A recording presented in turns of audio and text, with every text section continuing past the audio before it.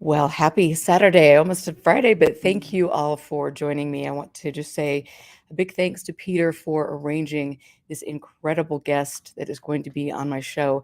And you can also go to Peter's show, which is Shadowy Spectrums. You can find it on YouTube. He does such an amazing job, and he always looks so dapper and is asked great questions and finds really unique guests to bring on his show. So make sure that you go check out Shadowy Spectrums on YouTube. I want to just say that, of course, this has been a very busy week for me. I've been digging around in my archive, finding really interesting things in Dr. James McDonald's files. I have, oh my gosh, thousands of pages of work that Anne Druffel did writing her book Firestorm about the life and death of one of the most brilliant, thoughtful people that has really put themselves into studying the UFO phenomenon and trying to get a voice in the scientific world to take it seriously. It's incredible. And there might be some more revelations coming out of those papers that I've been looking through. So as I make those and find them, I will let you know about that. And I'm also busy scanning the Rex Heflin files for a friend of mine, which she is going to be writing a book about that famous case that took place back in the 60s in California. And I also want to say, I just got a breaking news flash. I'm going to show this to you. So I found this on Twitter. MFW, I find out I had a crush on some random Canadian dude. Man, I thought it was Erica Lukes. Well, I guess I've been hiding the fact that I'm Canadian pretty well. Oh, well, I don't know. Anyway, my friend sent that to me, and I about just kind of had a little special moment there laughing. It never ceases to amaze me, the things that people come up with. But that was a new one. I've never heard that. But I get that on a T-shirt too. So, and Steve's Aquatic, thanks for getting here. And Scott, you as well. And Jay Bench, Lord Ludacris. Hello, everybody. You know, I don't know about his death. I know that he was very severely depressed and had tried to commit suicide once before he actually did. And so I don't think that really at the end of the day that there was anything mysterious about his death, but he certainly was. And I think this is something about James McDonald that a lot of people really don't pay attention to. He was pushing a lot of boundaries politically, and he was also one of the first people to shine a spotlight on the decrease in the ozone layer. And he also worked very hard to stop missiles that were going to be put around a place in Arizona. And so he had made a lot of enemies. And I think a lot of the people, you know, say things were due to the UFO thing, but when in actuality, and he had cars following him around, but his wife was also, they were very politically involved, and his wife was involved with a person in the Black Panthers. And so that's probably why there was that much mystery there. So anyway, I'll have to do a whole show on that. I could just go crazy about it, but enough about that. I want to thank all of you again. Thanks for my Patreons for helping keep the show on the air. Thanks to all of you for getting in here on a Saturday night and spending it with me. I've got a really, really, really cool guest tonight. I talked to him for an hour yesterday, and I could have kept going. And so here's my chance to continue the conversation and to learn more about Chilean case sightings and to learn more about what somebody in a different country thinks when they look at American ufology. And things. So I just, again, thank you, Peter. Hey, Matthew, what's up? So Patricio Abusleme. Oh my gosh, I murdered it. Say it for me. It's okay. It's Patricio Abusleme. Abusleme. I'm going to. Yeah. Abusleme. It's such a great name, and I need to practice it 50 times clearly before I come on the show. But I want to thank you for coming on last minute. Thank you for having me. Absolutely. And thanks to Peter. Yes. Greetings to Peter Shelley. Yes, he's always in here, and he's such a great man. I really, and Angela Smith, hello, and all of you guys, that's really great to see you. But I just want to read a little bit about your bio, and I'm going to ask you more about it because you were born in Chile. You're a writer. Mhm. You're a journalist. You were born in Santiago, and I've always heard that that is so beautiful. I would love to get to Chile someday, and I've heard the skies are just gorgeous, and the landscape I've also heard Mhm. is just very diverse from one place to the next. And you were born in 1976. You carried out a secondary education at Colegio San Pedro Nolacoso. I totally screwed that up too, didn't I? Say it for me, please. It's Colegio San Pedro Nolasco. That was my school. Yeah, I went to school there. Wow. And Uh, then you also went to, you studied journalism mhm. and in oh my gosh, sorry, Catholic University of Chile. Yeah, And, that's and, one of the main universities here in Chile. and that is I so went to wonderful. journalism school there, and it was because I was interested in this subject, in UFOs. I was interested in UFOs since I was like 10 or 11 year old. So I began reading books on UFOs. And I went to journalism school because in the future I wanted to be an ufologist. And I thought that being a journalist would be a good way for me to approach the subject. Isn't that? Oh, I bet that must have been so much fun. I mean, I'm sure it was a hard thing to do, but oftentimes I look back at my life and I wish I would have gone to school for journalism because I think that would be really, you could do so much good with that. And you've written two books, and we're going to talk a little bit about both of those books as we move into the interview. But I really find it fascinating that, again, you were like 10 years old and you picked up that book in the books, off a bookshelf, Mhm. you very much like I did, and so about Yeah. the same age, and it's like, for me, I just I was hooked when I saw that UFO on the cover of a book, even though it was clearly, a fake UFO, but whatever, we won't talk about that. Yeah, in my case, there were two books by a Spanish writer and journalist too, very well known in Spain. His name is J.J. Benitez, Juan Jose Benitez, and he has written like 50 books or something like that. Very prolific writer, and these particular books were Terror on the Moon is the name of the book, Terror en la Luna. So it translates as Terror in the Moon, and Los Visitantes, the Visitors. There were two books with UFO pictures in them, many pictures, and the details, the stories on how those pictures were taken, and many of them, probably most of them, were hoaxes, But back then, I saw the book, the pictures, and I got hooked on the subject. It was my first pure calling, like a true vocation. When I was a kid, I thought this is what I want to do when I grow up. You know, Wow. it was amazing. And in a bookstore, later on, I found other books by this same author, J.J. Benitez, and I remember that those were my first readings that I did because of my own interest, not because it was like a school chore. That's how I began in Wow. the UFO field. So you got the bug like I did, and Mhm. like, and I think most of the people that I interview, I mean, there has always been a fascination since early childhood, and it's such an interesting and multi-layered subject that it just I think I know something, and then I pick up a case report, or I pick up, or a research paper, or look at a news clip, and it's like I'm learning more every day, and I think I will never quit loving this topic. Maybe love is too strong of a word. I'll never stop being interested in all of this and wanting to preserve history. It's very, very cool. And so what Mhm. did your family think of your newfound love? Uh, no, they are used to it.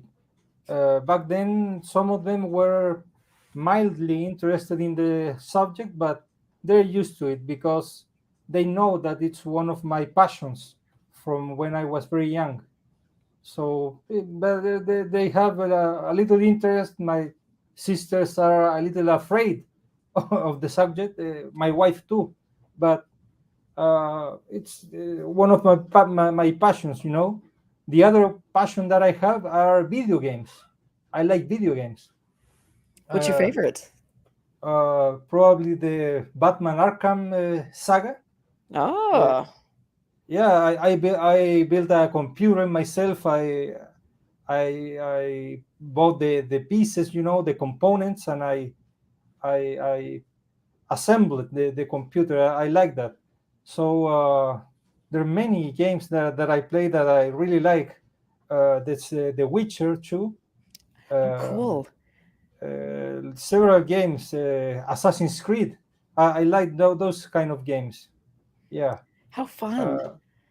Uh, I began playing when with an Atari console when I was a kid too. So Old school. That's these are, totally old school. yeah, these are passions that I have since I was a kid. So I grew up with both UFOs and the computer games. So you're kind of a nerd a little bit. Yeah, I'm totally a nerd. Yeah, Yes.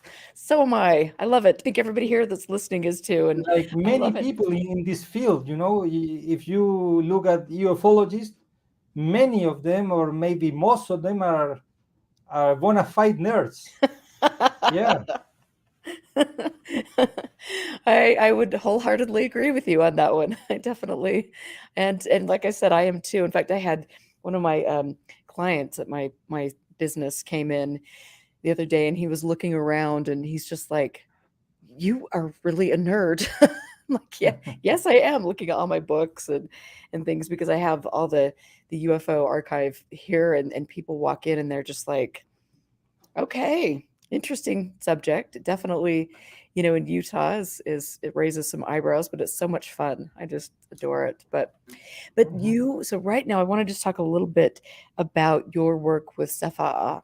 And just tell us, you started in 2019, and tell our listeners what that is if they don't know, because it's a pretty cool thing. yeah. I was very lucky to get that job, because I was jobless at that time, and not having a job when you have a family, kids, it's not a nice thing. I worked for 10 years at a news agency at Reuters. Reuters Yes, news absolutely. agency Yep. here in Chile, Spanish in the Spanish operation of Reuters. And then I lost my job in January 2019, and then in October of 2019, I got this job at CFA. CFA, for the people that don't know about it, is the official organization here in Chile to study the anomalous phenomena. That's the name of CFA. It was it was created in 1997 as a committee. It was the Committee for Studies on Anomalous Aerial Phenomena. But now in October of last year, it changed the name from committee to section. So it changed the acronym. It was with a C, Mm. and we are now CEFA with an S. Okay. It's the section for the studies on anomalous aerial phenomena. So yeah, we received reports from the common people, from the citizenry, on the sightings that they have, and they think that they are strange things in the skies. Sometimes they send pictures and videos, But my experience in these almost 3 years, is that they mostly send reports on conventional phenomena, on mundane phenomena that at the first moment they can't identify. But when we review them, the reports, and we study them, they turn out to be like satellites, balloons, photos of insects or birds that, that are there in the picture. So it's nothing out of the ordinary. So maybe people outside CFA think that we deal with strange occurrences, with the unexplained, with the paranormal even, but I have not seen any of that in my time at CFA.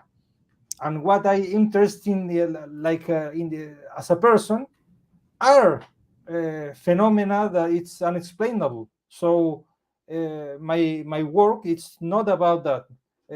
My books, I researched and I wrote my books because of an personal interest, not because of my work at Cefa. It's not related one thing to the other. Even if you could think that you could think that they are related, I see them as completely separate things. Right. And so how many people work with you? Right now we're just three persons in the office. It's a very small office. Uh, we used to be four, but our boss, the section head, quit the job in June, I think. Yeah, very recently, in June 30, I think it was, at the end of June. So we don't have a head right Wow. now, but we each one of us know what the job of each one of us is, so we work well together. uh, And so how does it receive funding? we depend of the equivalent to the FAA in the Okay. USA, you know. Yep. So you get Here is government the funding, right? Yeah, here's the DGAC. It's the acronym of the organization.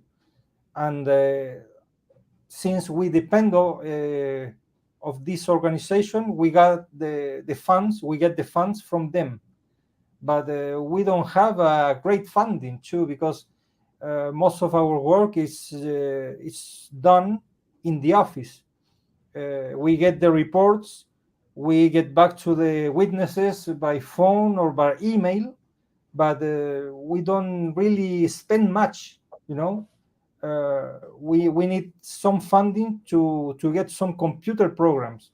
We use some software to study the photograph and the videos that we get, but it's not much more than that in terms Interesting. of what we need to do our work.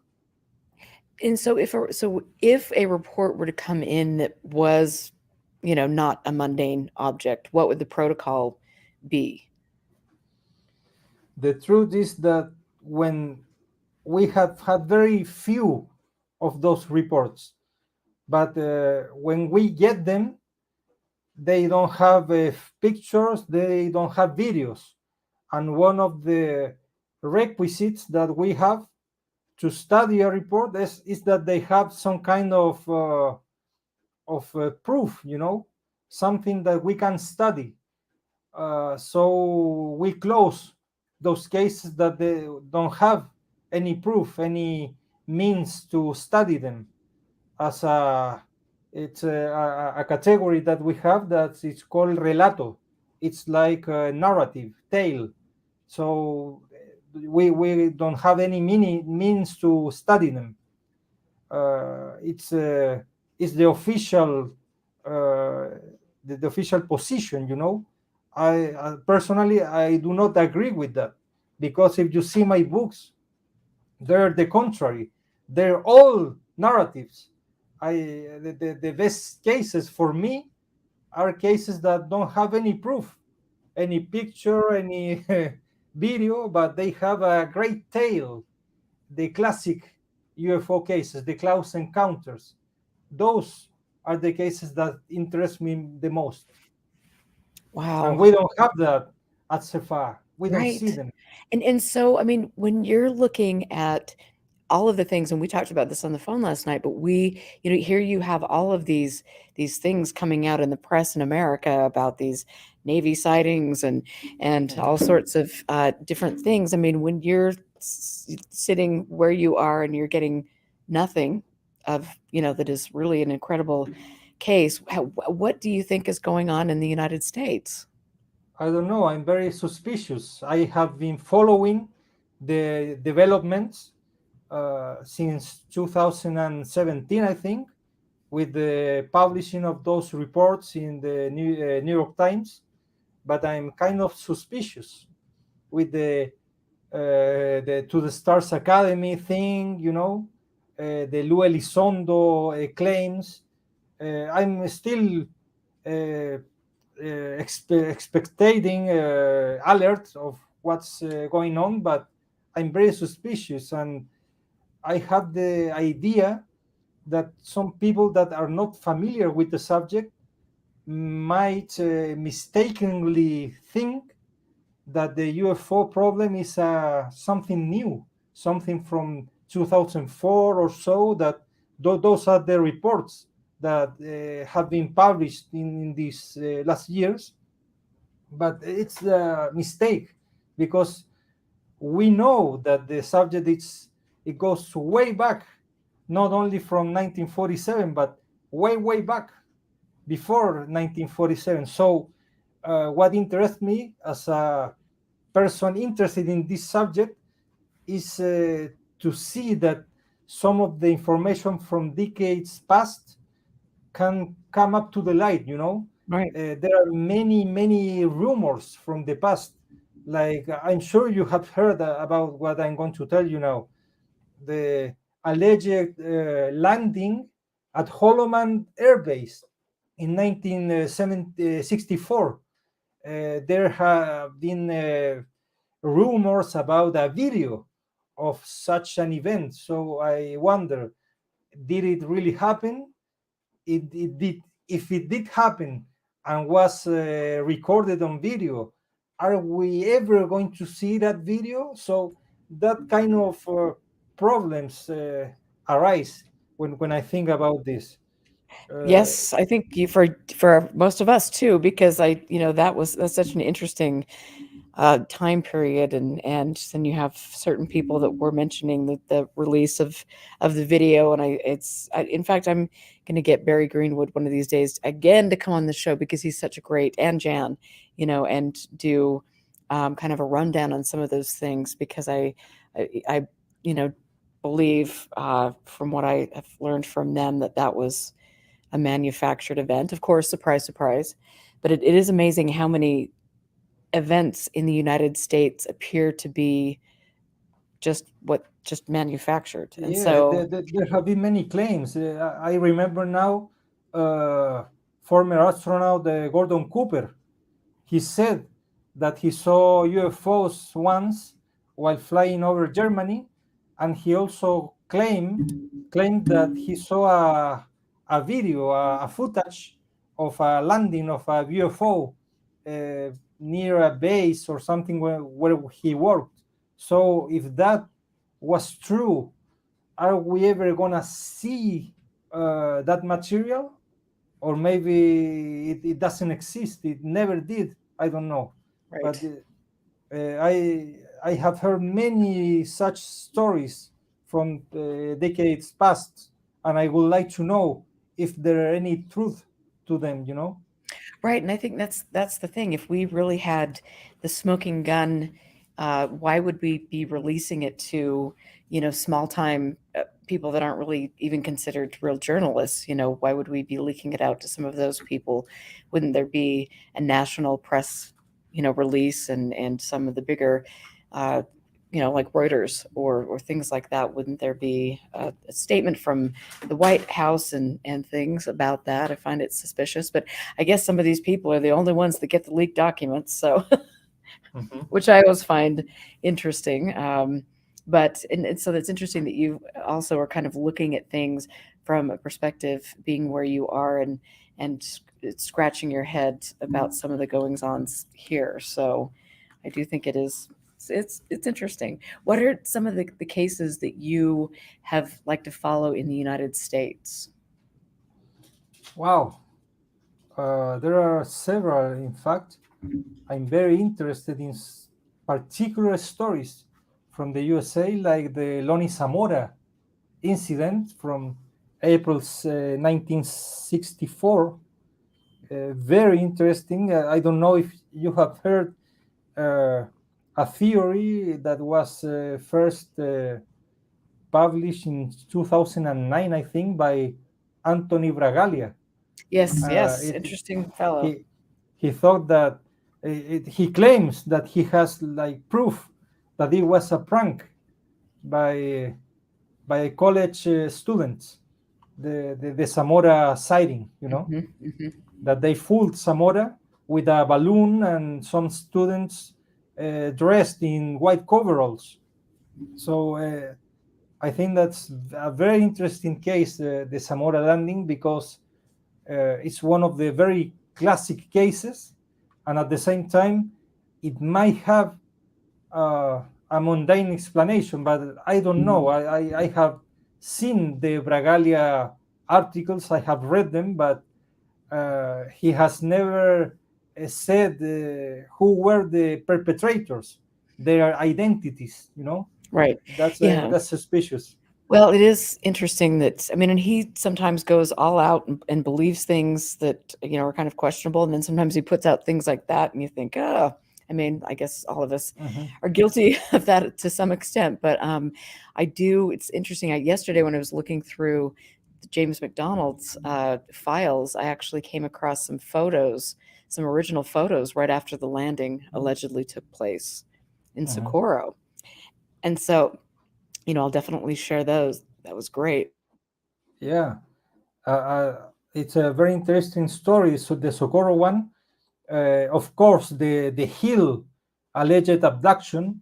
I think it's fascinating because it was like the grandfather of the abduction phenomenon. It was one of the first cases that we heard about, and the story is really fascinating. There are many people that think it happened like that, like they remembered under hypnosis, but there are others that say that it didn't happen like that. It was like a fabrication. So it's very, very interesting. In the same vein, I am very interested in the case of patrolman Herbert Shermer from 1977 in Ashland, Nebraska, because that was one of the few cases of alleged abduction that was researched by the Condon Committee. The Condon Committee was functioning back then when this case happened, and two investigators from the Condon Committee went to Ashland to interview Shermer, and then they took him to Colorado, I think, and he was put under hypnosis, but by a very well-known ufologist back then. That was Dr. Leo Sprinkle. Oh yeah, yep. Yeah, and another story came to the light because this patrolman only remembered to have seen a UFO taking off from the ground, but then he remembered under hypnosis to have seen like humanoids, to have seen people around the UFO. So it's very interesting, the Shermer case. And there's another one, I'm sure you know about that, the Joe Simonton narrative. This guy in 61 that claimed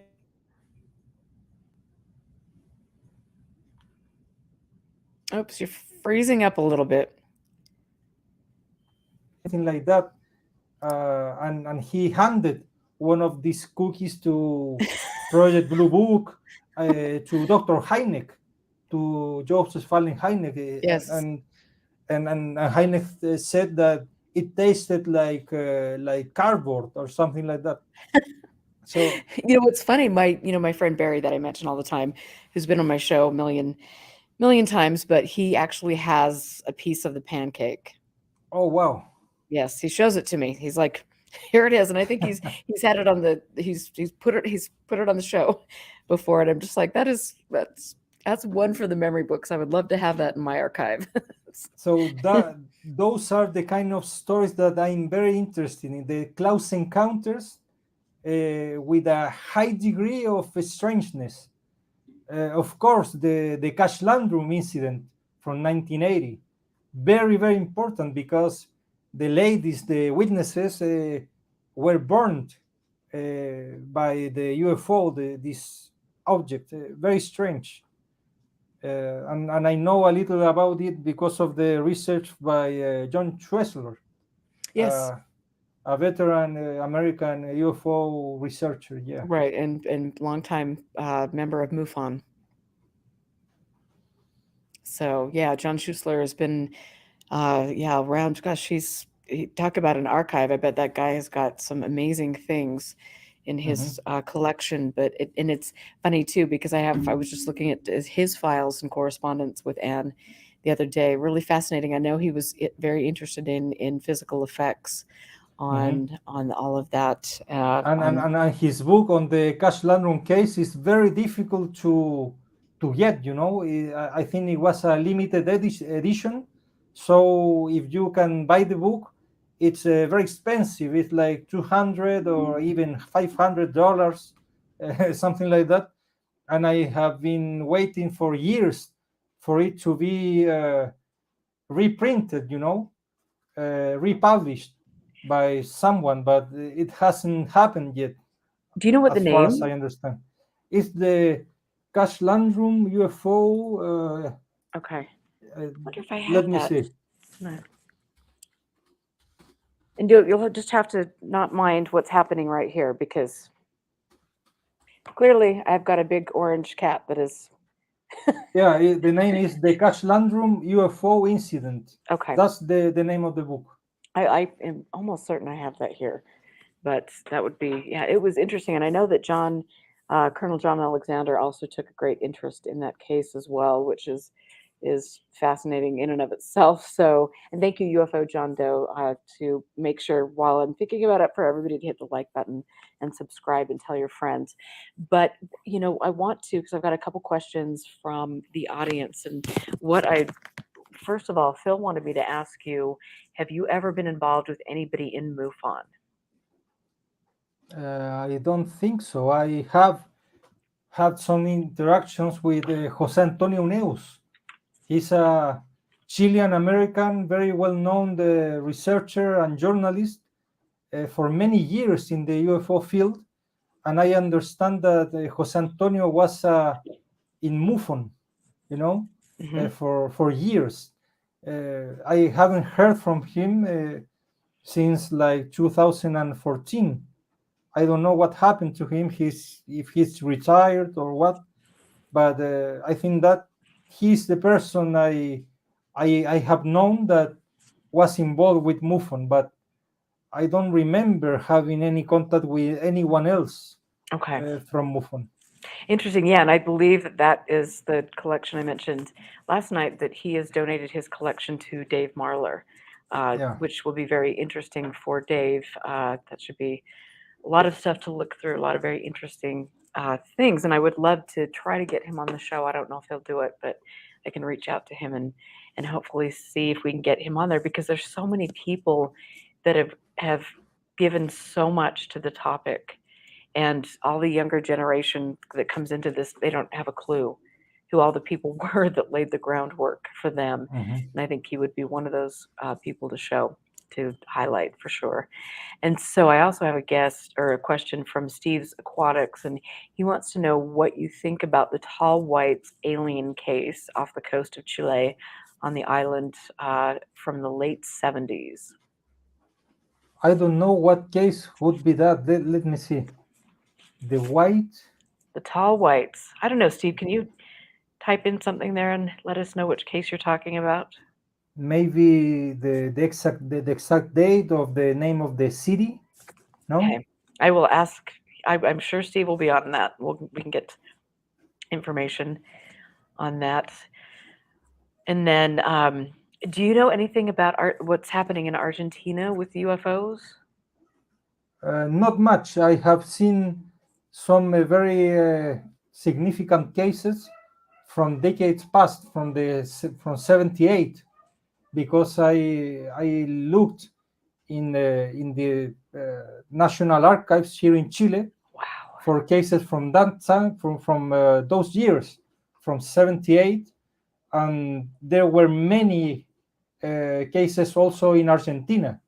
So there's even a book and also a documentary that Jacques Vallée was in that documentary about an Argentinian child in 78 who had a close encounter, like an abduction. The documentary is called Testigo de Otro Mundo. It was made by an Argentinian filmmaker named Alan Stivelman. So this Argentinian psychiatrist and ufologist, Dr. Nestor Verlanda, published a book about that case from 78. It's Detrás de la Niebla, Behind the Mist, or Behind the Fog is the name, is the translation of Dr. Verlanda's book. Oh, interesting. And that was one of the very significant cases that have been had happened in Argentina. And the other country with many great cases is Brazil. I don't know why there have been so many interesting cases in Argentina and Brazil. Maybe because they're so big. Both countries are very big. So that might be an explanation. But Brazil has all kind of cases. You know that. And so, what role does the government take in UFO cases, if any, in Brazil or Argentina? I understand that Argentina has an official office to look into these cases, and that office is inside the Argentinian Air Force. Now Brazil, I don't know if they have any office, or maybe they are like setting up an office. I think I read something like that recently, but I'm not sure that they have like an actual government office right now. There were some hearings in Congress in Brazil, I think, like a month ago or something like that, and some Brazilian ufologists were there to speak. So they release official information and such, because Brazil has had very interesting cases. They had the so-called Operation Prato in Brazil in 77 in the island of Colares. Some local researchers have dug up on those kind of stories, and also there have been interest from people from abroad. Dr. Jacques Vallée also did some research on Brazilian cases, and he published about in one of his books, in Confrontations, I think it was. Yes, actually, yes, and it's very fascinating, and thank you for bringing that up. And I want to just say, really quickly, thank you, UFO John Doe, for the super chat sticker. That is really awesome. And so, what do you find? What is the most fascinating favorite case of all time, in your opinion? My personal favorite case is a Chilean case, the Cape Valdés UFO case. I wrote a book about it because it's. And here I've got it to show. Yeah, there you are with your books. It's La Noche de los Sentinelas. It's a monograph on that case. It took me 8 years to research that case.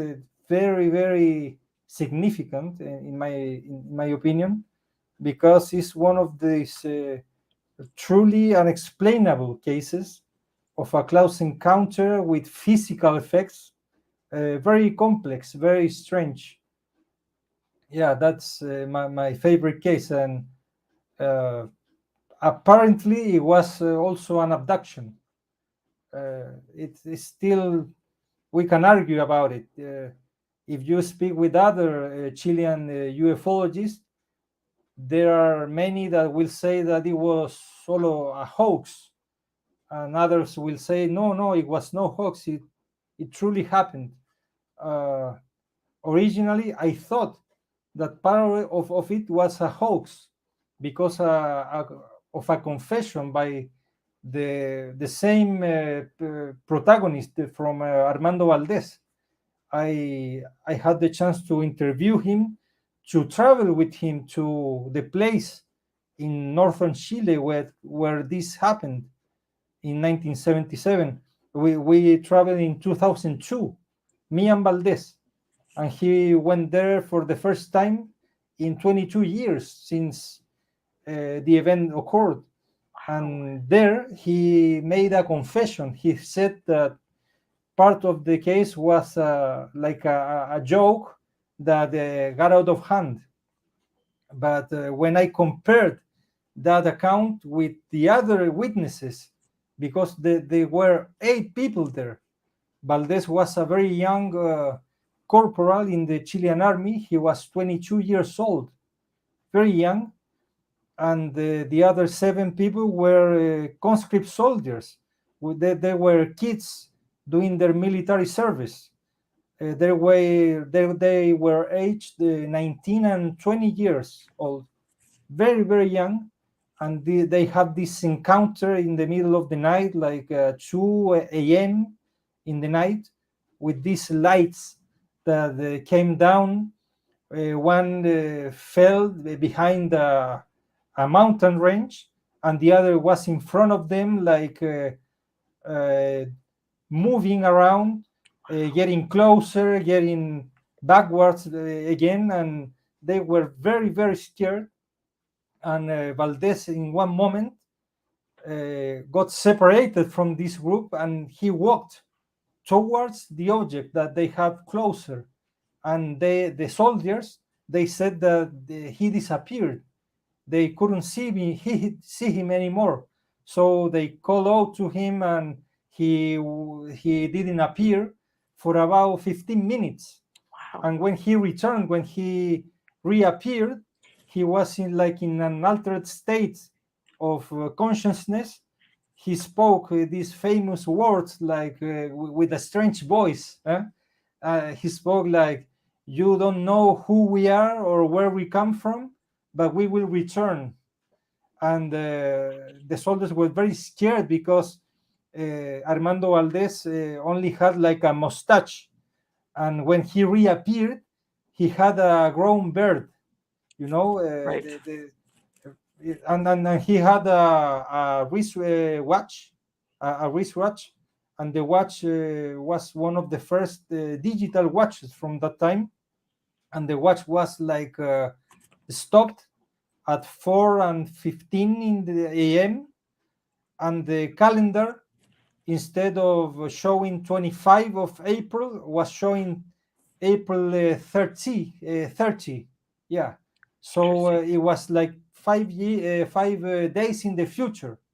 And they related that they thought that the birth was 5 days too. And that's why the case was so famous, because they thought that for Valdés, he went like forward in time in 5 days in just 15 minutes. That's what many people thought back then. Interesting. And I know I don't think so. and you sent me a series of photos, and I'm just looking at the names. What name can I look under for a specific photo on that case to show? Mhm. Do you, because I'm just looking, and some of these are not in my language. so, Mhm. so is there a photo on the Valdez? Is the El Grupo. There are some newspaper clippings, I think. Okay, hopefully, is that? No, that's from other case that is very famous too, from Okay. 1985.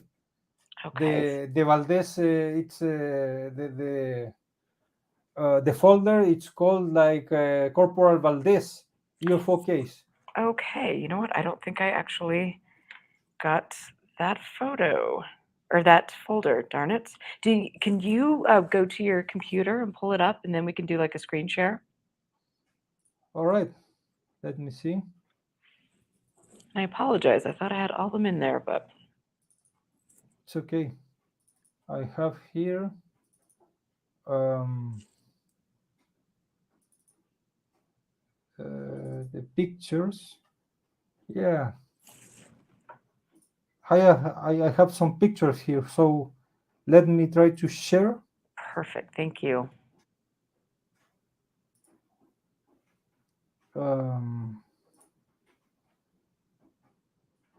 Okay. Yeah.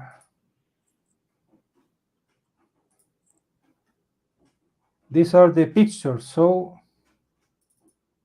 can you see this one? Oh yes, wonderful. Thank you. This is from 1977, like 3 weeks after the case took place. Is from the newspaper La Estrella de Arica. It's this is Armando Valdez, like 3 weeks after the event. He was 22 years old. It's a case that it reminds me a lot of the famous American case from of Travis Walton, a very controversial case. Mm-hmm. It has many similarities to Travis Walton experience, because he was with other witnesses, and his story has been in doubt. Some people think it's a hoax. This was the first publication in La Estrella de Arica. It says like an ovni aterrizó cerca de Putre. It means like a UFO landed near Putre. Putre was the town in the high plateau where this army detachment was located. Is what it was called the Huamachuco detachment, and these soldiers, Valdez and the conscript, were from that detachment. So the event took place near Putre. That was this small town in the high plateau. And the people that you see here are 5 of the actual witnesses. These are the conscript soldiers. Mm-hmm. I have been able to interview this one, the one in the middle, Mr. Humberto Rojas Vélez, was one of the witnesses, and you can see him here in this picture. This one is Wow. the same, Humberto Rojas Vélez. I had the chance to interview him in Arica, in northern Chile, where he Wow. was living in 2009. And this fella here is very important. He regrettably he passed away like in 2017, I think. He was Professor Pedro Araneda. He was an artisan in Putre in 1977, and he collected UFO stories in the high plateau, because in Putre there were many stories, many accounts of UFO sightings, and Pedro Aranea was the first to interview Valdez and the conscripts only hours after the event, and he recorded in audio the first account of Valdez and the conscripts. So the first newspaper publications on the case were based on those audios. It was very important. Wow, that's incredible that you got the chance to interview him. Yeah, it was very helpful, because he's the man who is responsible that this case is known by everyone. He was like a correspondent of the newspaper of La Estrella de Arica. So they based the story on the audio that he gave them to the journal from La Estrella. And this here is like an artist depiction, an artist conception of the UFO encounter. It was like an oval shaped object with two red lights in each one of the extremes of the UFO. So when they saw these red lights, they thought that it was something manufactured. That's what they told me. They were very very afraid when this happened, because they thought that it was a manufactured object. Wow. Now this is a map of South America. Chile is this very long country in the southern cone of South America, and Arica is the place near Putre. Putre is like here. Let me see another Putre. No, yeah, there's Putre in the high plateau. You have to travel the eastward from Arica. Arica is in the coast, and Putre is in the mountains. And this is where the Armando Valdez UFO encounter took place. This here is Julio Rojas. I had the chance to interview him in 2002. Was another one of the witnesses, the conscript. And this one here is Raúl Salinas, another one of the conscript soldiers. So I interviewed them. Here I'm with Humberto Rojas in the actual place in Pampa Yuscuma. Oh, wow. This is the place where the UFO encounter occurred. So let me see. This one is from 1977 from La Estrella de Arica, with this arrow showing the path that the UFO followed when it came down. And it's in the background here. It's the same slope, It's the same place. So I've been there 2 times. Once with Armando Valdez in 2002, and the second time with Humberto Rojas in 2009. Wow. I would like to return there because it's a very, very beautiful and interesting place to be. I was bet. My gosh, that's so incredible. Yeah, and there's another case that took place in the same town in Putre in 1974, an alleged abduction of a child, a young man named Lucio Quevedo.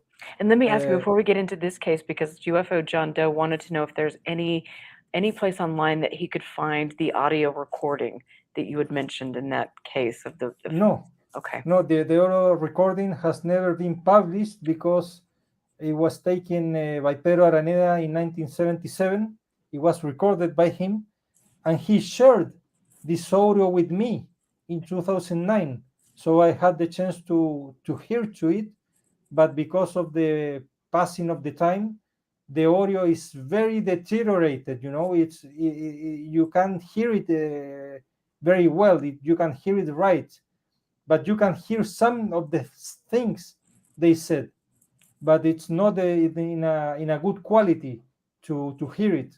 So it's no use to publish it for everyone to hear it, to have access to it. So there's no audio, but there's an interview with Valdez from in black and white from 1977 from a Chilean TV channel, and it's on YouTube. If you go to YouTube and you search Corporal Valdez UFO case, you will find that interview. And there Valdez, it's very clear. It's you can see and you can hear it clearly. Thank you. That interview. Thank you. I can try to upload it in the future with English subtitles. Yeah, I think that would be it doesn't have English subtitles, but I can try to do that. Yeah. That would be great. And thank you. And then, UFO John Doe, yeah, thank you for answering his question on that. That's good to know. And so you were talking about an abduction when I cut you off. So if you could share that story, that would be Yeah. wonderful. Let me see.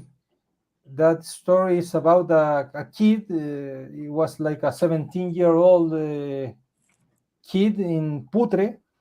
He was a Bolivian kid. He was not Chilean. He was from Bolivia, from a country that is next to Chile. But he was studying there in Putre, in Chile. And he had this strange experience in which he said that he was taken by two humanoid looking creatures to a near volcano. In Putre, you have the volcano, it's called the Los Nevados de Putre, or Payachatas is also called. And he was like missing from the school for most of that day. Let me see if I have the pictures for that case.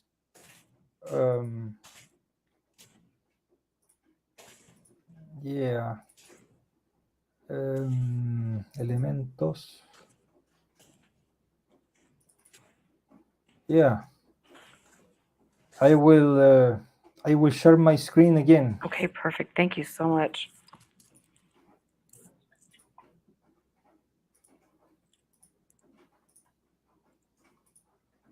So this is the same newspaper, and this is the kid, years later. The case took place in 1974, and the journalist from La Estrella de Arica went to search for this guy in 1977, almost 3 years later, and he found him doing his military service in Oruro, in Bolivia. So he said to the newspaper, "Me llevaron a bordo de un ovni."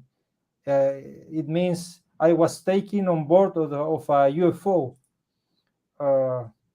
This is Lucio. It's the only picture that I know that exists that was published of Lucio Quevedo. Let me see. This one here is Pedro Araneda. It's the same guy that I showed you in the other picture in color, but this one was taken when he was a lot younger in 1977 in his house, because Pedro Araneda also researched this case. This is look, he's here down here is Putre. This is the small town of Putre, and this here is the Los Nevados de Putre, Los Payachatas, where Lucio Quevedo said that these humanoid creatures took him here to the mountains, And here is a depiction, an artist's depiction of what Lucio said, that he was taken inside a strange machine, a UFO, and that he said he saw these creatures that spoke to him, and they examined him like a medical examination. They're very similar to the stories that you hear from the USA and other countries, like a UFO abduction. Mm-hmm. Interesting. These are fascinating slides. Yeah. Absolutely love that. Thank you so much.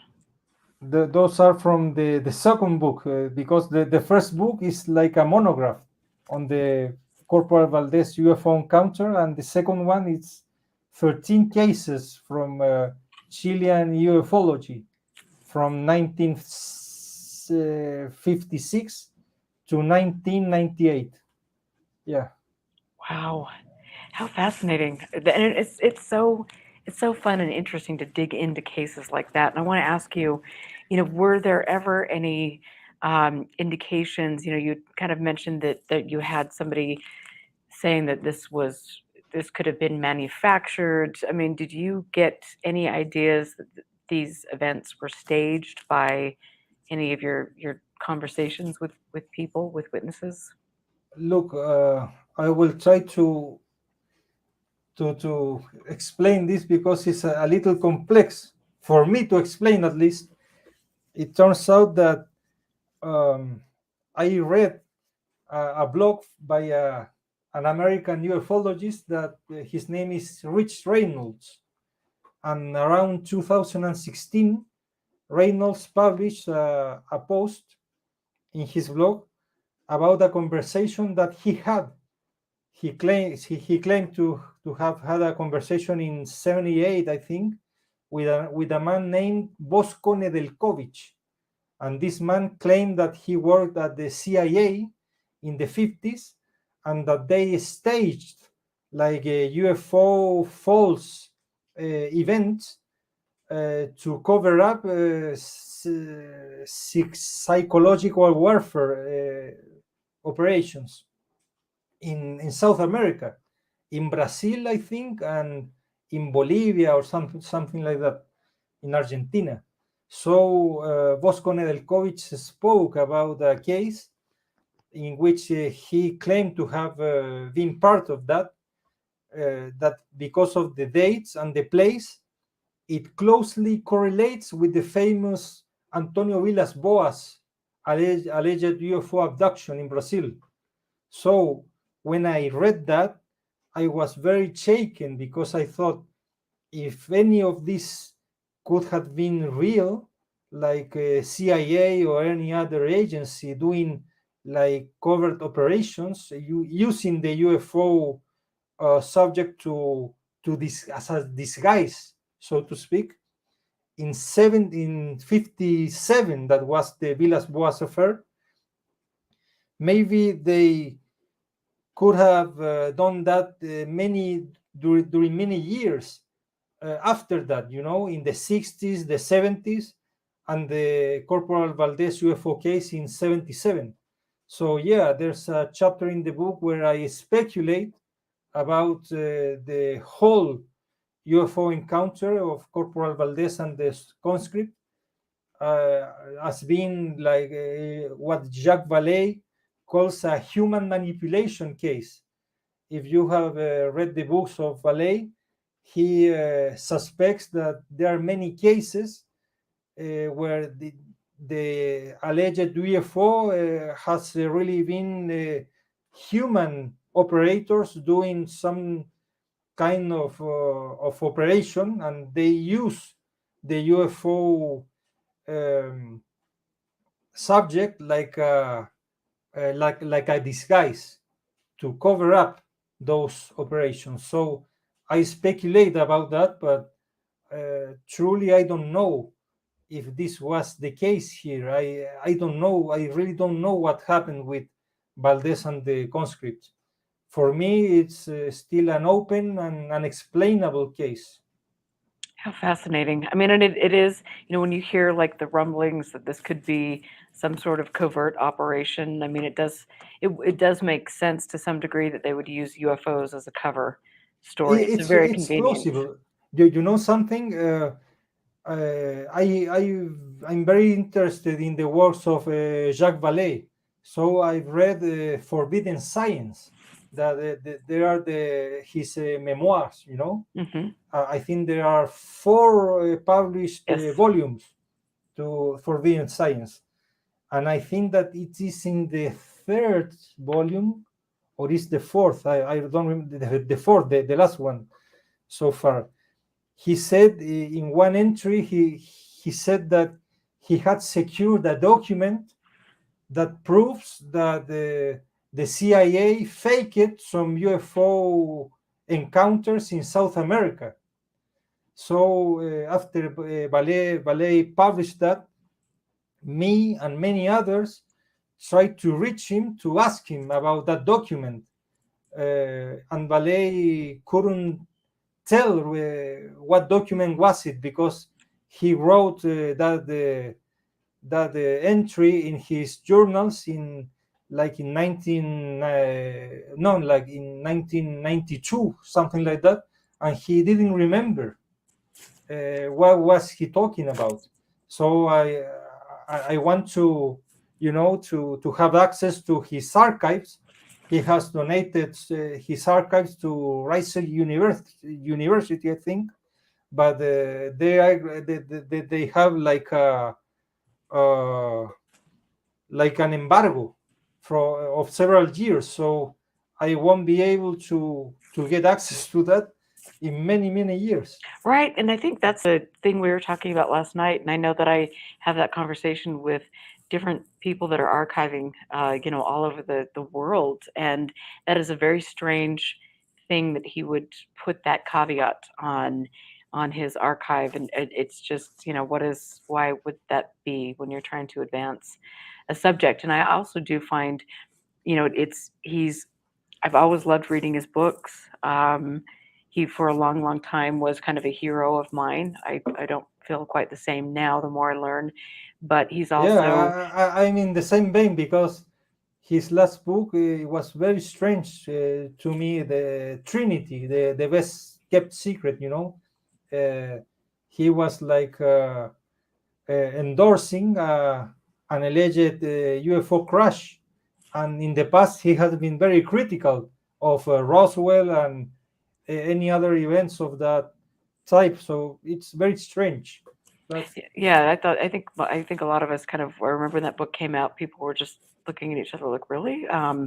What's up yeah. with this? And then I think it's really hard too, because sometimes you get statements from people, you've got somebody saying, yes, we've got crashed saucers, and yes, this program is going on. And then the same person turns around, 5 weeks later and goes on some show and says, no, we don't, the same person. And so you Hmm. get a lot of this smoke and mirrors from people, when it would just be really nice and helpful just to say, this is the truth as I know it. And instead of kind of playing games, and I think there's unfortunately a lot of game playing and obfuscation, if I could speak English, that we see in this subject, and that isn't Hmm. helpful to the study of what we should really be looking at. So Hmm. In my book, in my second book, one of the cases that I present, I think it's very important and is not very well known, but I think that is one of the cases that CEFA, the organization where I work, should be concerned about. It was like a near miss of an airplane with a UFO in 1988 here in Chile, in wow. southern Chile. It was a passenger plane. It was approaching the airport from the city of Puerto Montt. It was going to land, and when he was when the plane was getting closer to the airport, they saw this very bright light that went flying straight to the plane in a collision course. So the co-pilot that was in charge of the plane at that moment had to make a very sharp turn to the left to avoid crashing with the UFO in the flight. So that's very significant because uh, when two planes when two airplanes are facing each other, the aeronautical regulation dictates that they have to make a turn to the right. So each one of them end up facing different directions. You know, they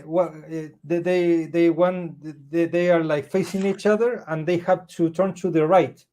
But in this case, they were like desperate, and he had to turn to the left because he was going to crash with this unknown light. It was a very bright light that went straight to the plane.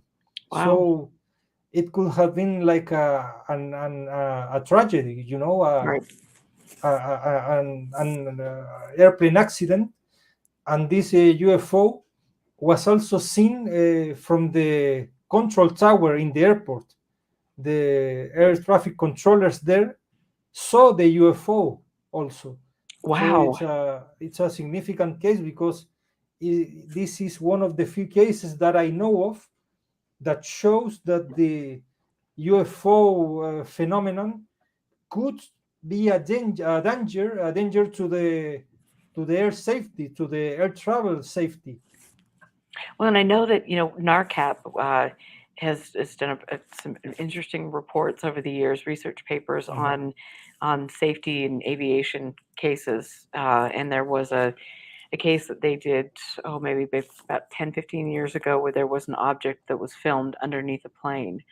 And that's always, if you go to narcap.org, you can check that out. But that should be cause for alarm for sure. Yeah, Dr. Richard Haynes investigated many of those cases, and he published this monograph on the Frederick Valentich disappearance in Australia. A very interesting case also. Very interesting case, and I would love to hear the tape. Yeah, I only read the transcript, but I haven't heard the tape. Yeah. I know people that have heard the tape, and it is very very ominous to say the least. So yeah, very upsetting, I think, because they say that Valentich's voice was really like afraid. He didn't know what was the object that he was seeing flying around his Cessna airplane. So it's a very interesting case. it is an interesting case. I look forward to learning more about that. I know that Jan Aldrich, we both know Jan, has spent some time going through Richard Haynes' archives at the university, and so I think that should be interesting to see what he comes up with in that regard. But it's also fascinating. I love it. And you've got other cases too that you have, and I've got the video or the photos here, so I'm just going to show a couple things, and then we can talk about these cases. And so, that is not the right one. See, this is me being bad. This is why you should just be in charge of this. Okay, let's talk about this. Yeah, that's a Lovatzano case. This, let me see. There's along with that, there's a newspaper clipping. Yeah, that one. Those girls are the same ladies that we just saw. This is a case from 1968 here in Santiago, in a neighborhood of Santiago, where these two children, these girls, were aged like 11 and 8 years old. They were sisters, the Lovatzano sisters. They were playing in the street one night in Sunday, and they saw this very weird light that came very fast, and they saw like a creature, something like a humanoid, but it was very strange. And they ran to their house, and one of them, of these girls, claimed that she was taken from behind, and that thing was like clutching her, trying to capture her. It didn't manage to capture her, but she had like a nervous breakdown after that.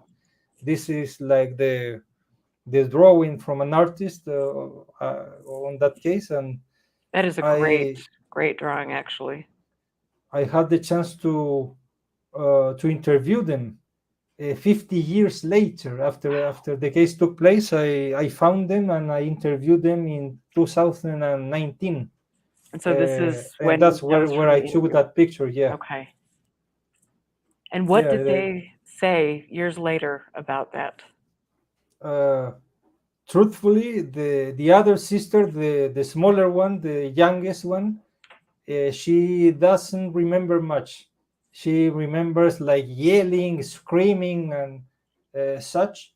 But the girl that actually suffered like this, this alleged kidnapping attempt, she repeat the same story. She saw this light. The light stopped like near a church, The church still exists. I went there, and the church is still there. The palm tree where this lake stopped, it's still there. Wow. And she claimed to have seen like this. Yeah, that's the one. I took that picture in 2019, and this being, she said that she saw a being, a very strange character, it had some kind of like a hat, a pointy hat, like the hat from leprechauns, something like that. Very, very strange. And I just want to she go back was and show that again. She had like a nervous breakdown, and weeks later, months later, she still was upset. So she had to be treated by doctors, and the family finally ended up moving to another house, to another neighborhood, because of the publicity that they had because of this. So it was not a good experience for them, and I have seen that all over.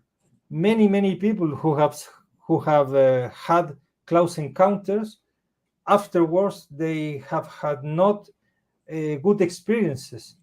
The same person that we spoke about a while ago, the patrolman Herbert Schirmer, he had a very, very tough days and weeks afterwards. He didn't gain anything from the experience. He lost a lot, and he ended up divorcing, I think, and having some other kind of problems. Yeah, I know that when people have alleged encounters with things, it can be it's very traumatizing and shocking, and you start digging into this, and it's very uncomfortable for family members and coworkers, and it can do a lot of damage for sure. That's too bad. And I just have to say that illustration was really wonderfully done. I like that a lot. And that's interesting that you could go back years later and then interview the sisters and things. I think that's really important, and that's what I do when I have an initial case that comes to me. I'll interview a witness or witnesses, and then I will, over the years, continue to interview them to see if there are any changes in their stories or their belief systems or things like that. It's just really interesting to me. Yeah, and the first case from my second book is one from 1956 from Antarctica. Wow. They saw like these cylinders in the air, and also I had the chance to interview one of the witnesses. Yeah, that's the one. This particular case has had a lot of interest here in Chile. People who hear or read about this case is like, wow, it's very interesting for many people. It's interesting for me also, but I think that other cases are more interesting to me. But this one was witnessed by two university professors, very specialized scientists, and they had some instruments there with them. This was in the preparation for the Geophysical International Year. They were doing some research and some studies of geological, biological, and such. And they had this sighting. They were the two university professors. There were like an assistant to the biologist, and there was a sergeant from the Chilean Navy. And I managed to track down and interview Abelardo Baez, who was the assistant to the biologist, and he was 18 years old when the took place, when the case took place. And I interviewed him in 2019 when he was like 82 or 83 years old, the only surviving witness to that case. Wow. From Isla Robert is the name of the island, the actual island where they were when they saw these things, these cylinders, for 2 days, I think, 2 complete days. They were there in the air, and they did some very fast movements and change colors and stuff like that. Yeah, very strange. How incredible. And I'm just trying to pull up more pictures here. I think I had some issues with downloading stuff, apparently. But I would love, could you pull up any pictures, more pictures on that? I'm so sorry. For some reason. Let me see.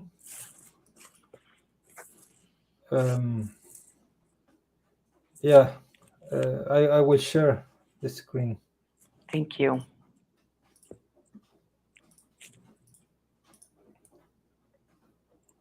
This case here is one of my favorites. This is a group of people in 74. Oh.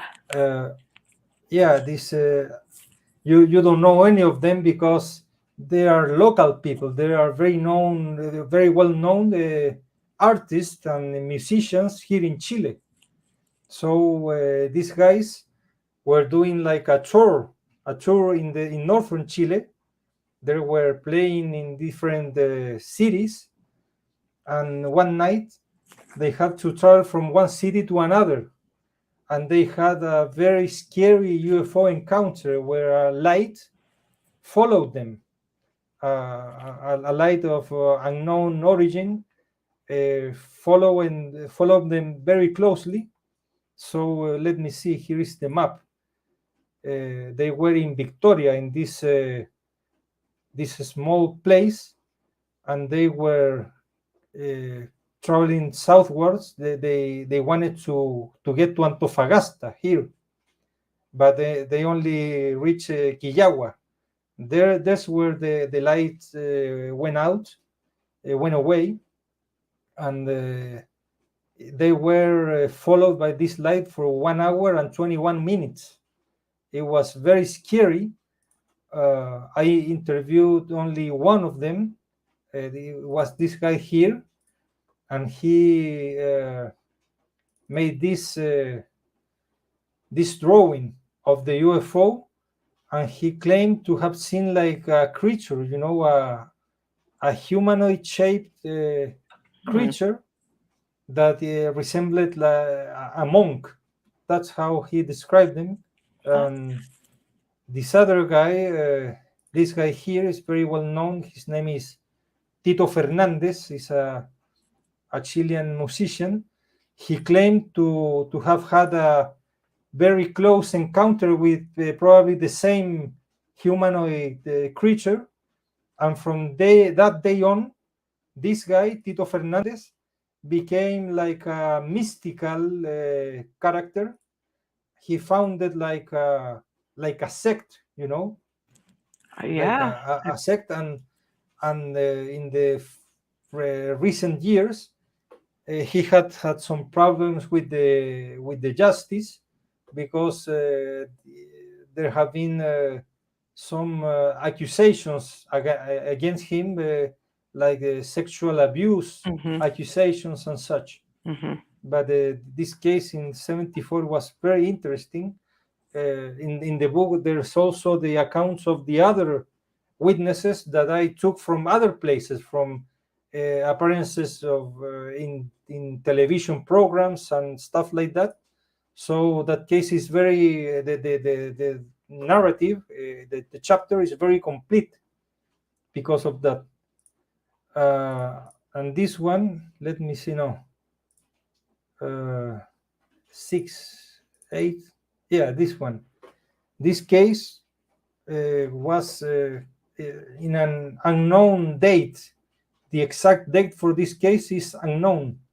It was published in 79 in the newspaper. It says that a Fach pilot chased a UFO. The Fach is the Chilean Air Force. So this was a a pilot, a combat pilot, a fighter pilot. Danilo Catalan is the name. This guy here, and he was flying an F5 fighter, and this is Danilo in 2019. I interviewed him, and he saw a very strange object on flight, and he tried to reach this object, and the object made a very sharp turn and went away at hypersonic speed, according to them. He saw this with another crew member that was flying with him, and it was also followed from the radar in the ground, the UFO movement. So yeah, they suspected they had seen an SR-71, this secret spy plane from the USA, but Danilo Catalan, the pilot, doesn't think that it was an SR-71 because even the SR-71 has to make a long turn if it wants to change the course. But according to him, this object made a very sharp 90 degrees turn. So they don't know what they saw. I still think they may have seen something like an experimental aircraft, but I don't know, and they don't know either. Wow, These are fascinating. the newspaper clippings of that case. Wow, that's really cool. Thank you. Thanks for sharing that. That's just amazing. I love seeing all those old clippings, and then I Yeah, think it's great that you've got the photos of the people that you've interviewed over the years, and that's it's an important piece to history. you know So, what? This is my opinion. Maybe other ufologists may not concur with it, may not agree with that, but I think that ufology, it's a great part of the ufologist's work should be the same as a historian, to go back to all the documents, newspaper clippings, and such, because the most significant cases, I think, are the cases from decades past. It's like it's of course it's open to discussion, but from 1985, I think, until now, we don't see the same kind of cases of close encounters, of spectacular cases from classic ufology.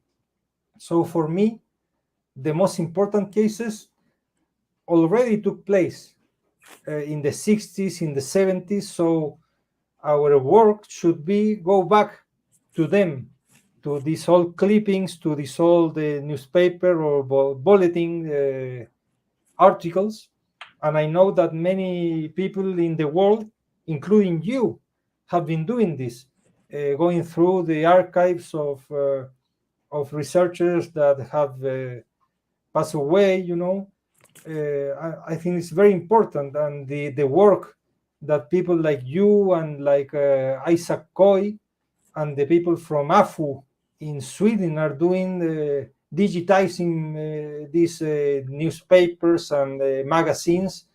It's really extraordinary. It's very, very helpful for people like me. Now I have the chance to go through the APRO bulletins and old material like that. Even I've seen somewhere else the Flying Saucer Review, and otherwise I couldn't have access to that material. It's very, very important, that work, at least for me. and Steve, I agree, and I love hearing that because a lot of times people don't understand the importance of history. And it's like we keep we keep learning the same mistakes or making the same mistakes, and we should be learning and moving on and looking back at the Kenneth Arnold case, looking back at some of the things that were taking place, politically and in with the Cold War and different things in throughout, our history. I mean, there's such a big area to study. And sometimes for me as an archivist, and somebody who's preserving all of this, I look at other people when they say, well, I don't care about personal correspondence. I just want to find UFO cases. And I think, yikes, because that's the most important, to me, that's the most important thing that you could have, our personal correspondence between researchers. And I've learned so much, like just listening to the interviews that Anne Druffel did with Jacques Vallée. That's been very eye-opening to me. Or reading some of the correspondence between Major Kehoe and some of the figures in the late 60s involved in NICAP and then APRO and things. It's very telling, and it really is an important foundation for all of us. You absolutely hit that on the head. Yeah, the work of the pioneers is very, very important, not only in the USA, also in other countries like in France. You know that Jacques Vallée had a mentor who was Aimé Michel. Yep, Aimé Michel. So Yep. It's great to see the correspondence between Michel and Antonio Rivera, a Spanish UFO writer and researcher. There's a book published in Spanish that the name is Cartas de Tres Herejes, Letters from Three Heretics. It's mainly the correspondence between Aimé Michel and Antonio Rivera, but there's also some correspondence between Rivera and Jacques Vallée when he was very young, because Jacques Vallée began researching UFOs at a very young age. He published his first books when he was very young. He was mentored by Aimé Michel in France, but later he also worked very closely with Allen Hynek in the USA. That's why I consider Vallée, and this is also a matter of discussion, you may not agree with it, as the true father of ufology, as ufology should be, mainly because of his earlier works from Passport to Magonia afterwards, because I also think that his latest works are a little off the mark. But even so, I think that many of his research and his books are very important, especially that trilogy, the dimensions, confrontations, and revelations. It's very important work, and also his memoirs. They're very Forbidden interesting. Finds. And I think it was interesting too, and I don't think a lot of people have paid attention to this, but he does refer to women as tramps. I found that quite curious and pretty in bad taste, but that's Jacques Vallée. I guess he can get away with that sort of didn't thing. see that. Where did he said that? Yeah, that was in Forbidden Science 4. Oh.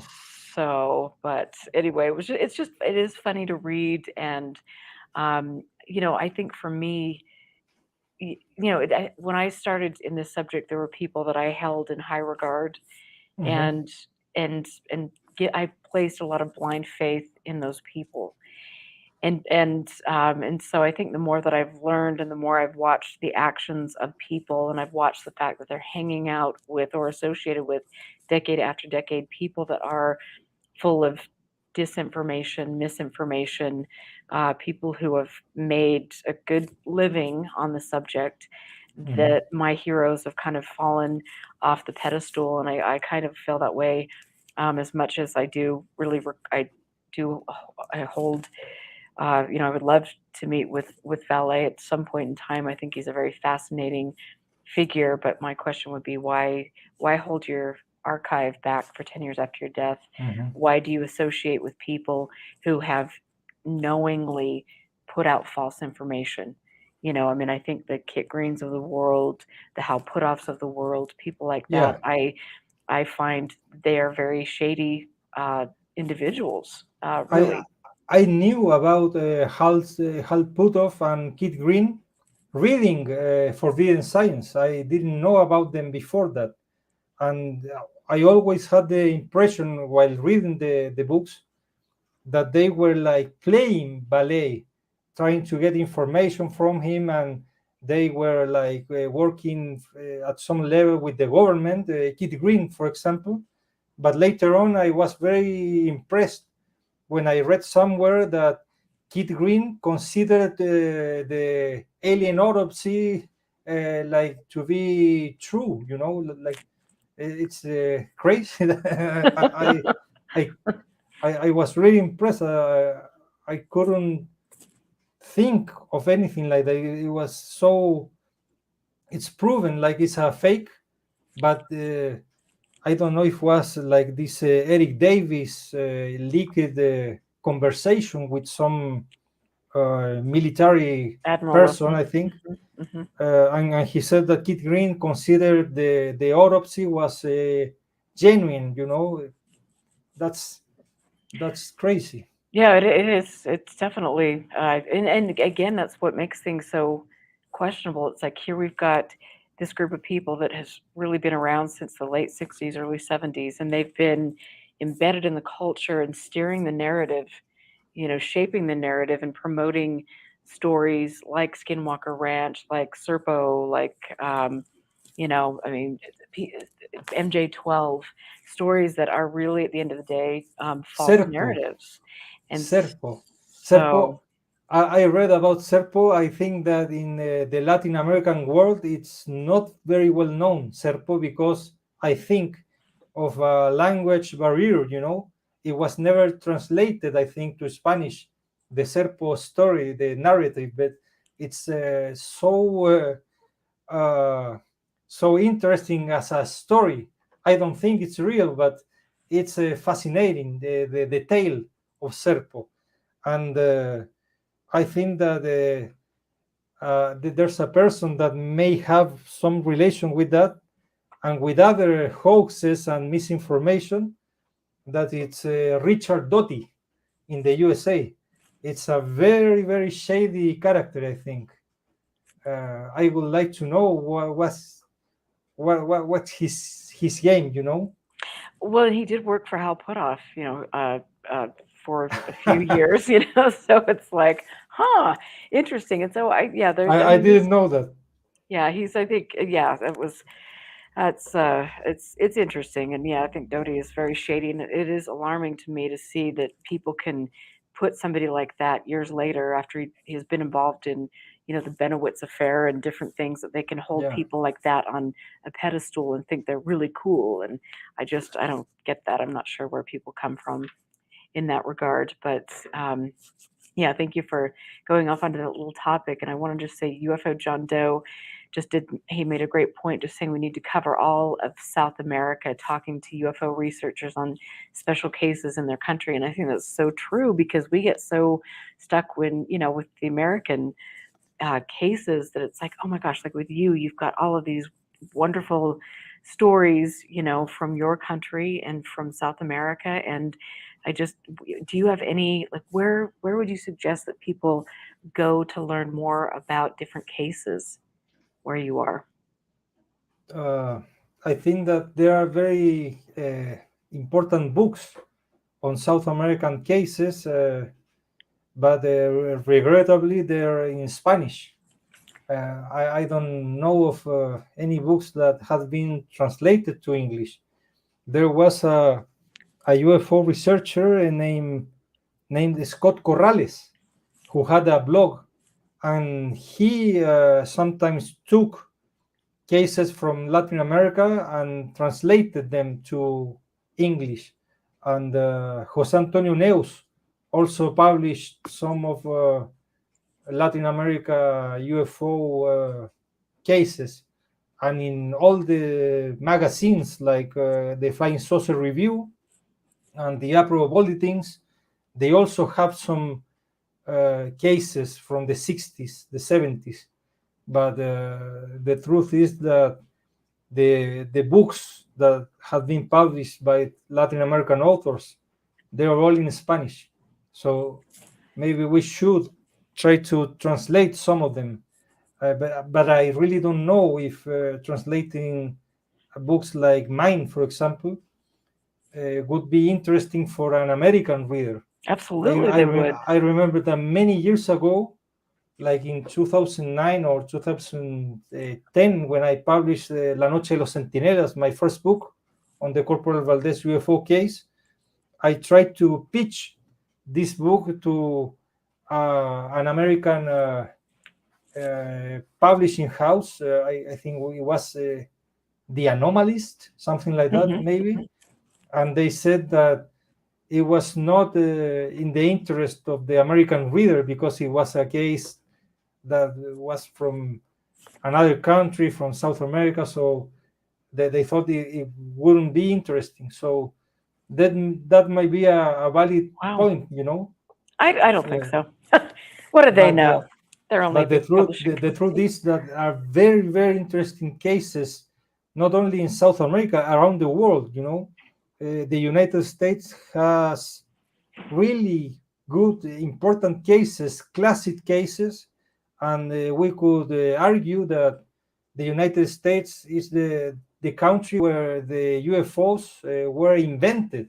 We Right. could say something like that, but there are many other cases that are very relevant around the world, in Europe, in France, in Spain, in Australia, in here in South America. So if I could say anything to the people in the US that are interested in UFOs, is try to get information from other countries, because there are very significant cases in other countries. In the case from Iran, for example, the Tehran case in 1976.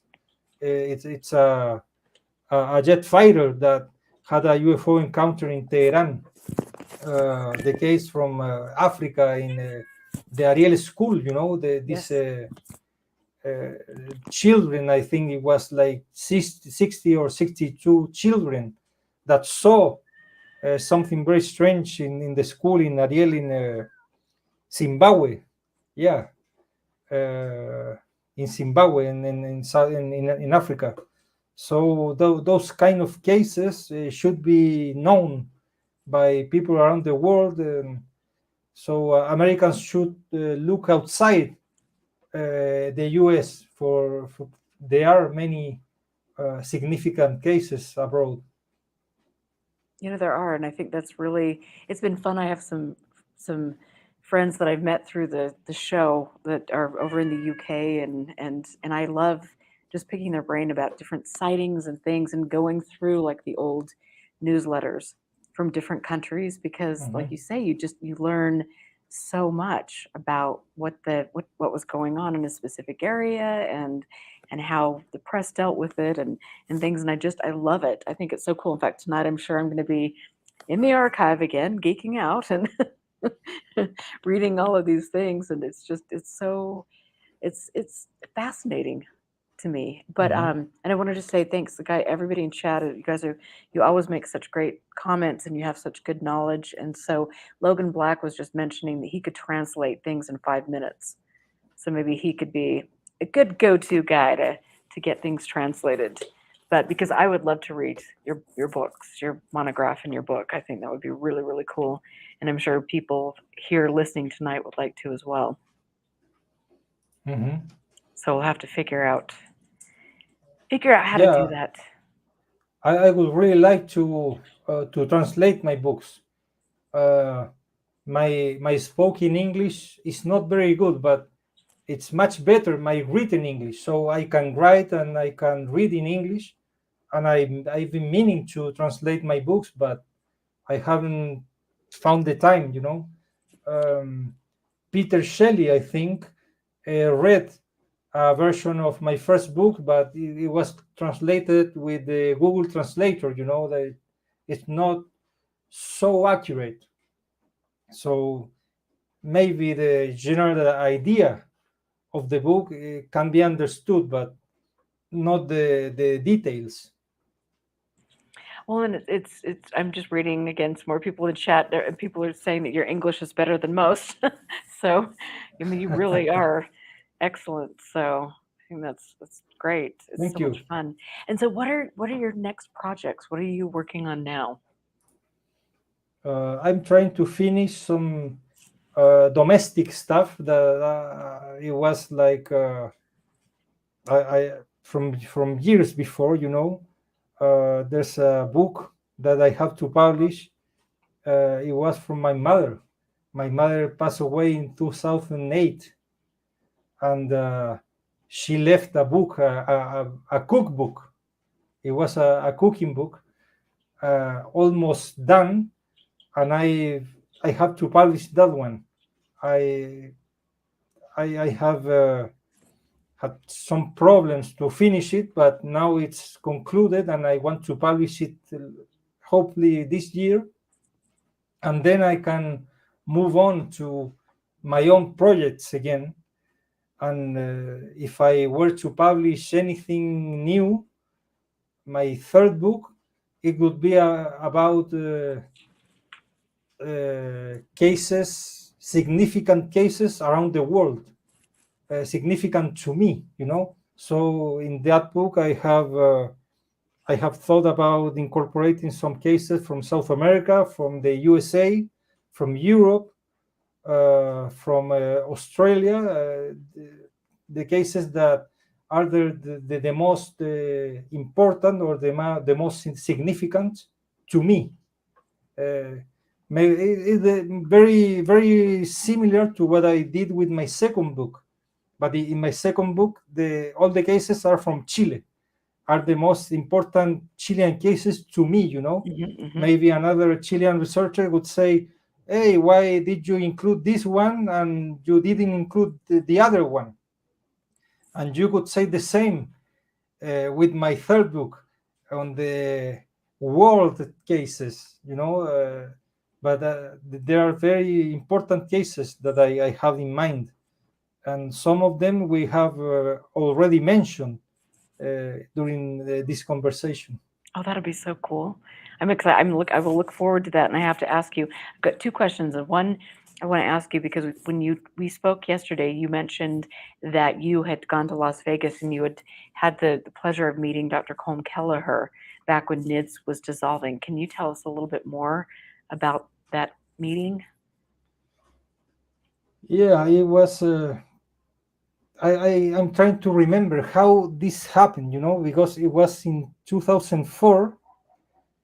I went there because I have family in the USA.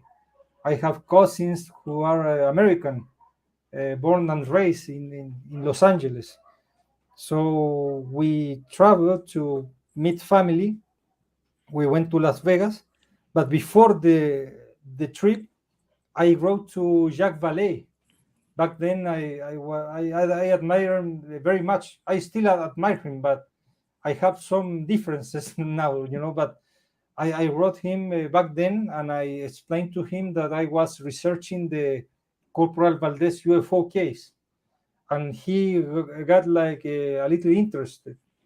But I think that Vallée told Colm Kelleher, Dr. Kelleher, that I was traveling to the USA, and I think that Dr. Kelleher contacted me through email, and he said that I could visit him at the NIDS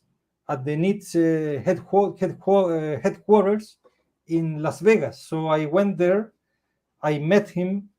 I think that NIDS was closing at that time. This was like at the end of July in 2004. And we spoke about some cases on mutilation cases. I think that NIDS was and Dr. Kelleher were very interested in the cases of mutilation of cow mutilations. We spoke about some cases of triangular shaped UFOs, I think.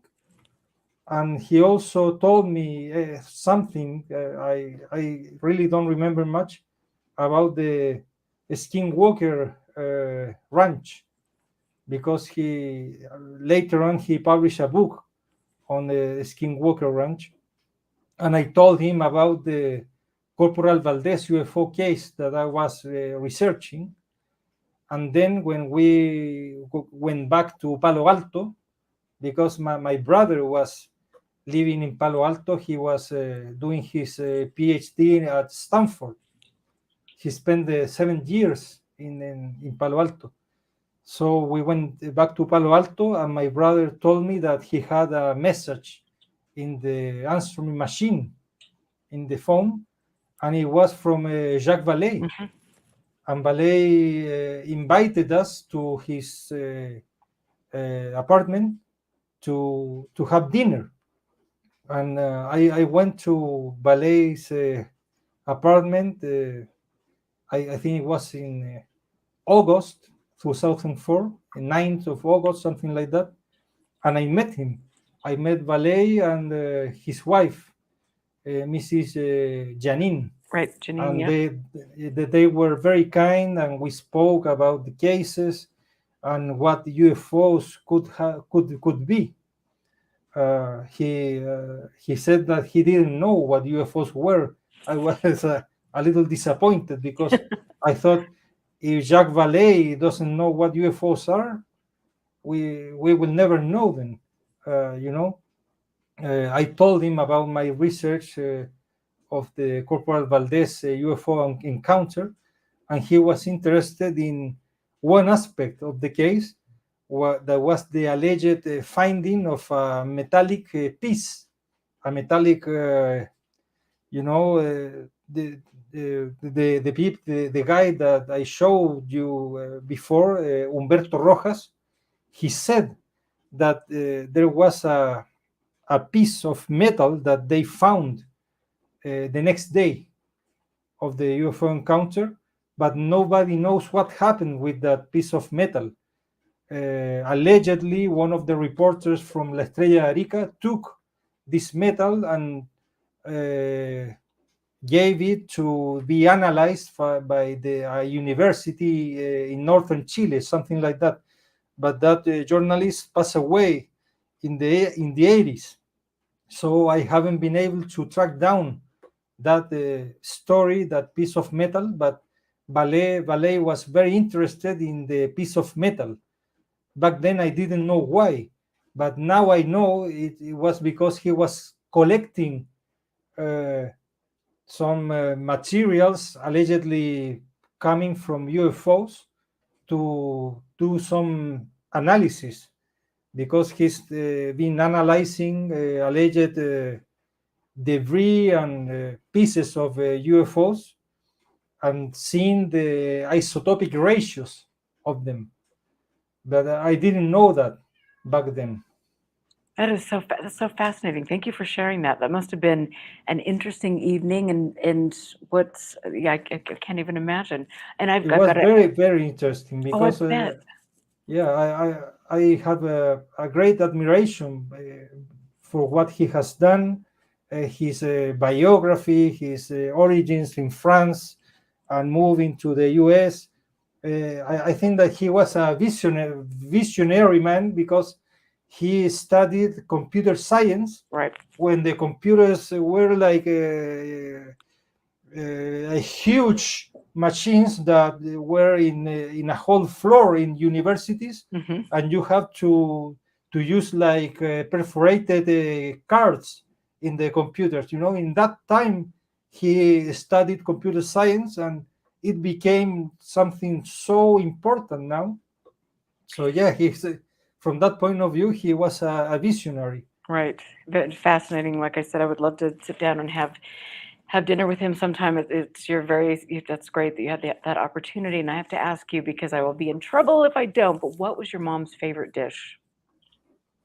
I actually don't know. Something, maybe it was something from the our Arab food, because this book is it's called Sabores Árabes. It's Arabian flavors. It's a Ooh. book on Arabian food. Yeah. Oh, how wonderful.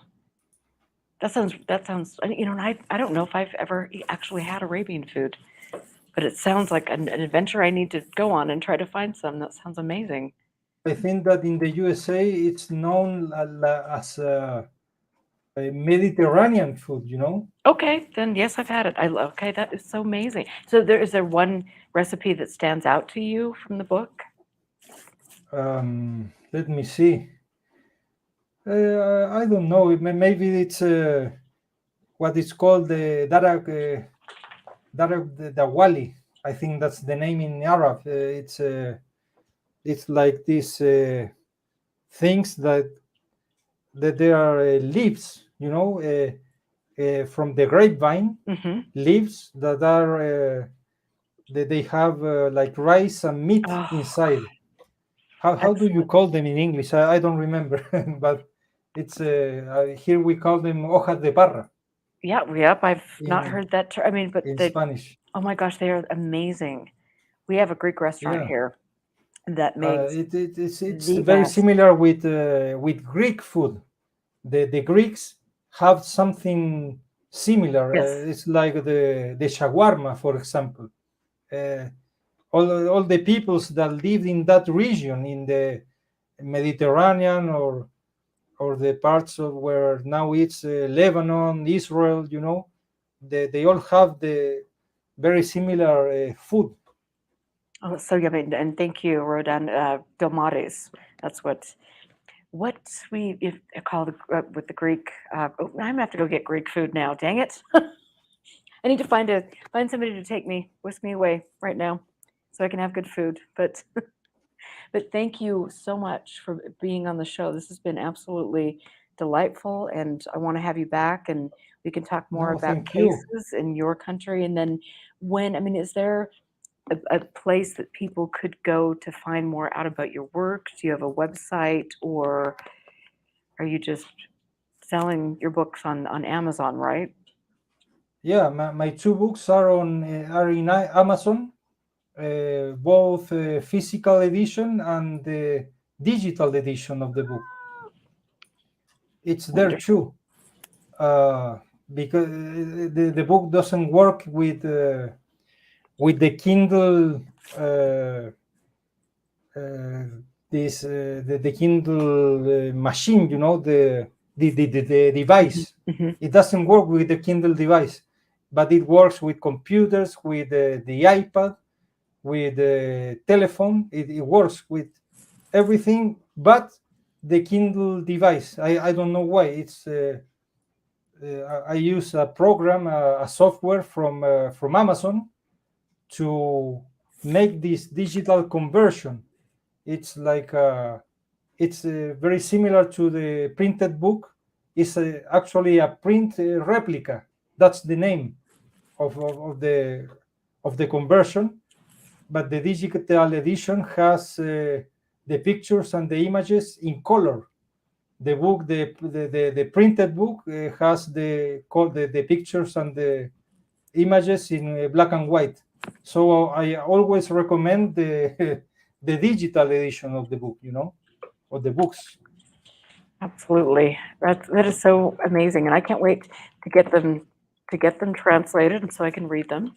And I look forward, and I would love to. I was just sitting here thinking it would be so much fun to have you and Peter on a show, and we could talk about Chile and talk about some of the sightings down in South America, and just have a good conversation. So if you're up for that, let me know, and I will arrange it and have the two of you on. Yeah, we had a conversation with Peter like I don't remember, 2 years ago or something like that. Yeah, it was before I published my second book. Yes, that's great. And I want to just tell people again to go to Shadowy Spectrums on YouTube to see that interview. Peter does an exceptional job interviewing people. So definitely, but let's make a plan. I'd love to have both of you back on. And thank you so much for spending your Saturday evening with all of us. Thank you. It was a real pleasure. I'm sorry because of my English. I would like to speak better, you know, so you can understand me better. But we could all understand you. I lost words. My English is a little bit rusty. No, you were fantastic. absolutely fantastic, and everyone in chat agrees. And so, thank you very much. I appreciate it, and I wish you the best. And I will look forward to talking to you more. So thank you very much, and I hope you have a wonderful Thank weekend with you. your family. Absolutely, thank you, It's and been a great pleasure. thank you. Thank you. Thank you. And I want to just say thank you to everybody who supports UFO Classified and all the people in chat tonight who made super sticker donations and the people who are my Patreons on the show. Thank you. You mean the world to me. I love being here and I love interviewing people like I did tonight. This is just a real pleasure for me to connect with people from all over the world and hear about why they like the subject and hear about what they're researching and into. And so I love you guys. Thank you so much. Thank you again. And I hope you guys have a wonderful and safe weekend. Take care. Good night.